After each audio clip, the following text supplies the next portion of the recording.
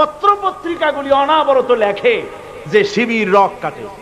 আমি লন্ডনে গেছি, তো একজন আমার কথায় কথায় শিবিরের কথা উঠছি, কয় যে হুজুর শিবিরের কথা কবেন না। বলে কেন? কয় যা খালি রক কাটে। বলে আশ্চর্য কথা, শিবিরের খায়ে খায়ে কাম নাই, খালি রক কাটে তারা, আপনি পাইলেন কিসে? কয় যে পত্রিকায় পাইছি।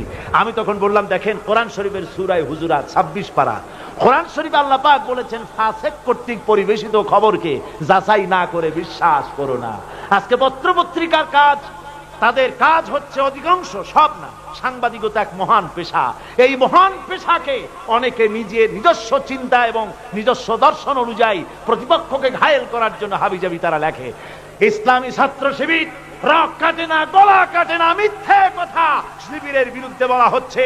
ইসলামী ছাত্র শিবির বাংলার জমিনে কোরআনের রাজ কায়েম করার জন্য এ পর্যন্ত 48 জন নেতা এবং কর্মী শাহাদাতের নজরানা আল্লাহর দরবারে তারা পেশ করেছে।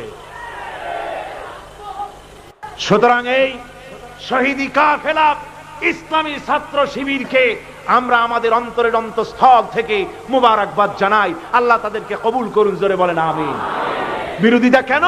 যাতে করে নতুন প্রজন্ম ছাত্র শিবিরের মতো চরিত্রবান সংগঠনে সামিল না হতে পারে, সেই জন্য তাদেরকে ভয় দেখানো হচ্ছে। ওখানে গেলে তারা রক কেটে দেবে, তারা গলা কেটে দেবে, এই কথা বলে শিবির থেকে তারা মাহরুম করতেছে। আমি শিবিরের কাছে থেকে শিবিরকে জানার জন্য ছাত্রদেরকে অনুরোধ করি, স্কুল কলেজ ইউনিভার্সিটি সর্বত্রই শিবির হচ্ছে এক চরিত্রবান সংগঠন। সে সংগঠনে অগ্রসর হয়ে আপনারা কাজ করবেন বলে আমি আশা করি।